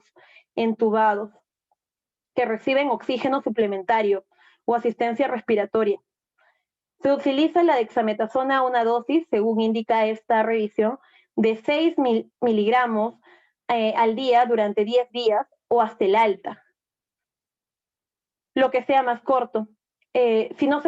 También se indica que si no se dispone de dexametasona, es razonable utilizar otros glucocorticoides en dosis equivalentes, ¿no? Nosotros sabemos que hay equivalencias entre la metilprednisolona, prednisona, hidrocortisona, que se pueden manejar. Si nosotros queremos ser más exactos, serían dosis diarias totales de hidrocortisona de 150, se menciona ahí, o de metilprednisolona de 32 miligramos, o de prednisona de 40 miligramos. Aunque los datos que respaldan el uso de esas alternativas son más limitados, ¿no?, que la dexametasona. Evidentemente se ha estudiado más a la dexametasona. Por lo contrario, se recomienda que no se utilice dexametasona para la prevención o el tratamiento de COVID-19 leve a moderado, pacientes que no reciben oxígeno. Esto quiere decir, pacientes que no requieren de oxígeno suplementario, no se les debe dar dexametasona para evitar que lleguen a ser casos graves. Ese es un error bastante frecuente, hay que tener bastante cuidado, pues esto podría ser la causa de por qué nosotros tenemos mayor letalidad por coronavirus que otros países. No, hay que tener bastante cuidado. Esto es un tratamiento para casos graves, pacientes que requieren oxígeno suplementario y con más razón a los pacientes entubados, en las dosis que se ha mencionado, pero no como forma de prevención de casos leves, ni mucho menos prevención para una persona que no tiene la enfermedad. Estas recomendaciones son en gran medida coherentes con lo que han dicho los grupos expertos y gubernamentales. Eso es lo que menciona esta actualización. También se ha hablado de un fármaco. Los fármacos biológicos son fármacos que precisamente ahora han sido tomados en cuenta también para esta enfermedad. Realmente los fármacos biológicos se están desarrollando de forma, digamos, a pasos agigantados y está resolviendo los problemas de enfermedades que antes no habían podido ser resueltos. El Remdesivir es un fármaco biológico y acá se menciona, ¿no? Para el síndrome respiratorio agudo severo del coronavirus, del COVID-19, ¿no? Del SARS-CoV-2 y una evaluación de la evidencia. Aquí se indica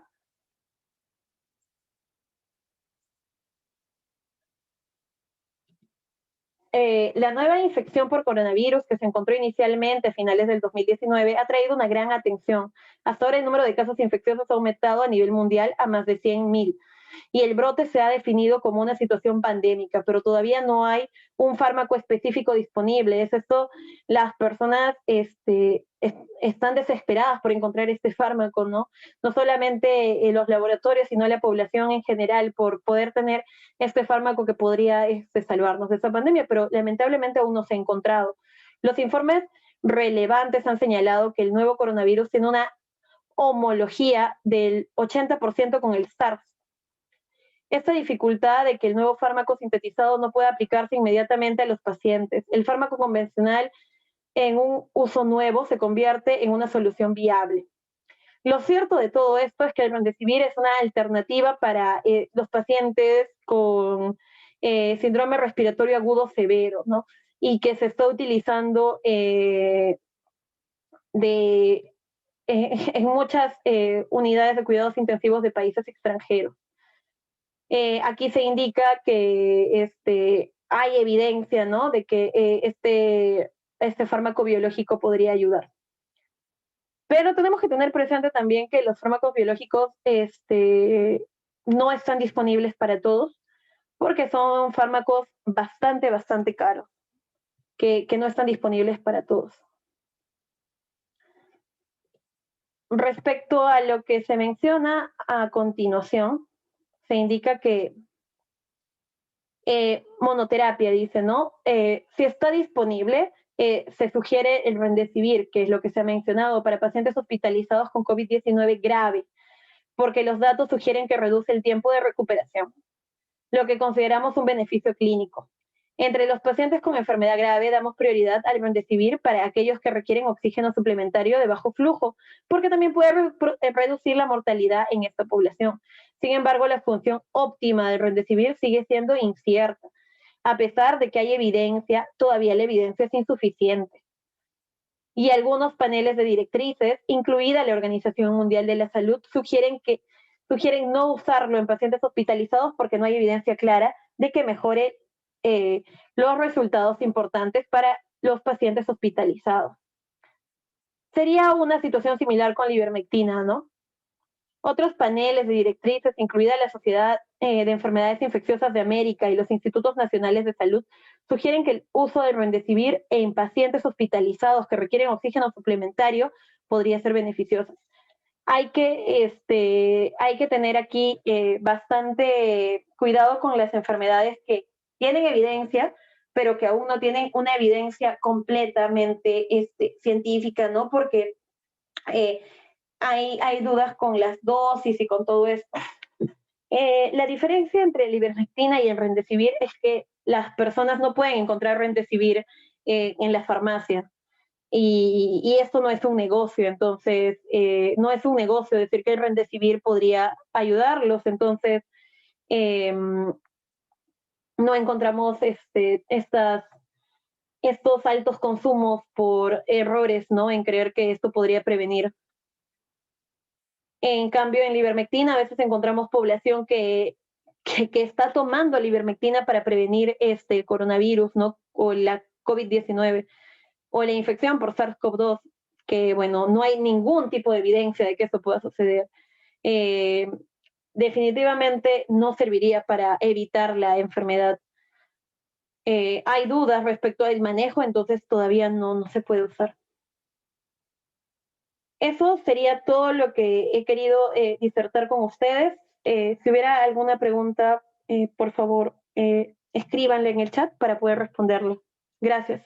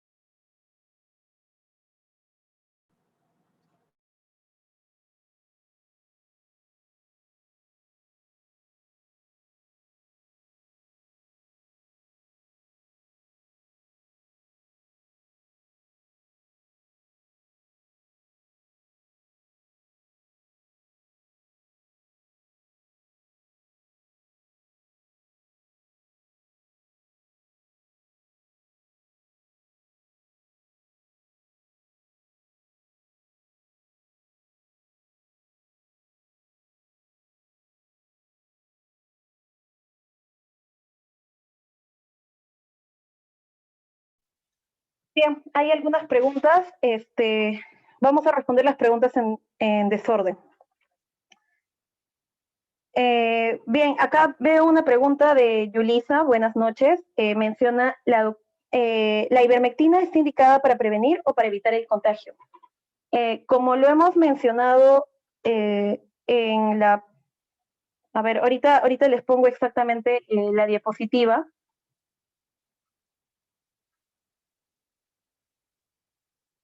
Ya.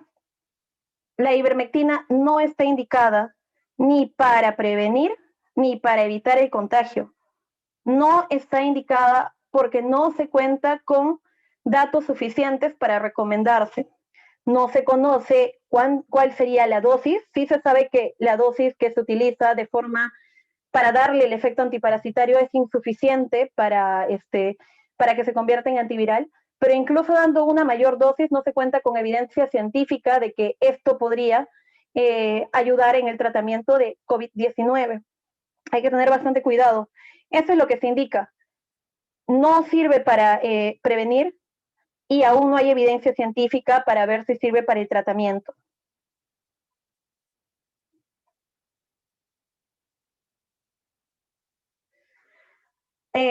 Bien, como les dije, vamos a responder las preguntas en desorden. Acá hay otra pregunta acerca de la cronología de la persona infectada desde la afirmación de que es positivo, ¿no? Más que desde la afirmación de que es positivo, hay que hablar desde el momento en que estuvo expuesto, ¿no? De que probablemente tuvo el contagio, porque como nosotros sabemos, existen dos pruebas. Está la prueba que me va a detectar el virus y la prueba que me va a detectar los anticuerpos. Dependiendo de en qué momento yo estuve expuesto o desde qué momento yo comencé con los síntomas, voy a elegir una u otra. Entonces yo podría salir positiva aquí en algún momento en la prueba de anticuerpos o podría salir positiva aquí en la prueba de la carga viral. Lo que se menciona es que un paciente entra en contacto con otra persona que tiene COVID-19, aproximadamente 5 días permanece asintomático. Al quinto día comenzaría a presentar síntomas. Tengamos en cuenta que eso es algo variable, que no es que sean 5 días estrictos, podrían ser 3, podrían ser 7, incluso podrían ser más, ¿no? Pero en promedio se maneja 5 días. Se inician los síntomas y síntomas leves. Por todo esto, a este periodo se le llama un periodo silente. En este periodo de inicio de síntomas es donde la prueba de carga viral, la prueba del hisopado, la prueba que se saca, la prueba de las secreciones, esta prueba que la realiza el Instituto Nacional de Salud es la prueba que se realiza al inicio de la enfermedad, en este periodo silente, después de que yo haya entrado en contacto con la persona, unos días después, para esperar la replicación y que esta prueba pueda salir positiva, o posterior al inicio de síntomas. Si han pasado 5 días después del inicio de síntomas y ya nos encontramos luego del periodo silente, aquí la prueba viral, la prueba molecular, va a seguir saliendo positiva. Pero hay otra prueba que podemos utilizar también, que es la prueba de anticuerpos. Alrededor del día 10, del día 12, después del inicio de los síntomas, vamos a encontrar que el IgM empieza a ser detectable en la sangre. Y llega a su pico y comienza a decrecer también. Y en ese momento comienza a aumentar la inmunoglobulina, el anticuerpo IgG, ¿no? Y que este ya es el anticuerpo de memoria, el que va a permanecer en el tiempo. Ahí donde comienza a aumentar el IgG, ahí comenzamos a entrar a la etapa de remisión, donde el paciente comienza a entrar en convalescencia, donde el paciente ya está yendo a una sanación de la enfermedad. Como ustedes ven, la carga viral aumentó, comenzó a disminuir y ya se sanó. Y queda como memoria, después de haber desarrollado la enfermedad, después de la convalescencia, el IgG. Se dice que este IgG queda permanente por alrededor de 3 meses, 2 meses. Entonces, esto sería lo que me daría algún tipo de inmunidad posterior a la infección. Pero hay que tener en cuenta que se han registrado casos de reinfección y precisamente con esta nueva variante podrían haber aún más casos de reinfección. Así que aunque hayamos tenido COVID-19, hay que tener bastante cuidado porque podríamos reinfectarnos. Esa sería, digamos que la historia de una persona que ha tenido la enfermedad y que ha podido recuperarse, ¿no? Pero hay un grupo de personas que evidentemente no va a poder llegar a la etapa de convalescencia. De la misma manera se van a dar este incremento de inmunoglobulinas y la carga viral va a disminuir, porque habíamos dicho que la enfermedad grave no se relacionaba con una mayor carga viral, sino con una mayor respuesta inflamatoria. Si bien es cierto, sí se relaciona que la mayor respuesta inflamatoria pueda corresponder a una mayor exposición viral, esto se presenta cuando ya la carga viral está comenzando a disminuir.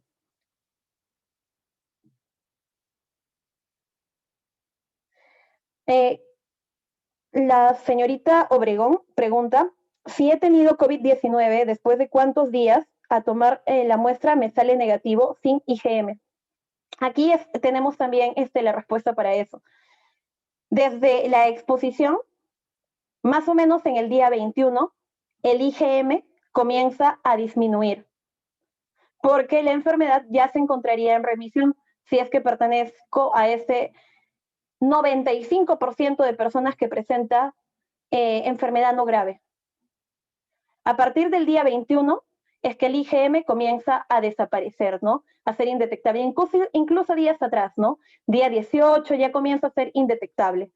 Entonces, a partir de ese día. Para una persona joven con COVID-19, ¿es el mismo tratamiento a un adulto mayor? No, precisamente porque nosotros tenemos que, o sabemos que el tratamiento en las primeras fases de la enfermedad es básicamente de mantenimiento y de soporte, ¿verdad? En caso de que llegue a ser grave y que ustedes me estén preguntando de una enfermedad grave, este caso podría referirse a un síndrome inflamatorio multisistémico, por ejemplo, ¿no? Que habíamos disertado y habíamos conversado. En formas generales, el tratamiento va a ser el mismo, pero si nosotros ya nos referimos a formas específicas, ese no puede ser el mismo y tenemos que tener en cuenta de que la probabilidad de que, a pesar de que estemos hablando de la nueva cepa, de que una persona mayor enferme y llegue a una situación grave, es mucho más probable que una persona joven. A pesar de que estemos hablando de que la nueva cepa hayan más casos de jóvenes con enfermedad grave. Ahora, respecto al tratamiento hay bastante controversia, porque incluso entre personas mayores no existe el mismo tratamiento, va a depender de qué comorbilidades tenga, porque básicamente es un tratamiento de soporte.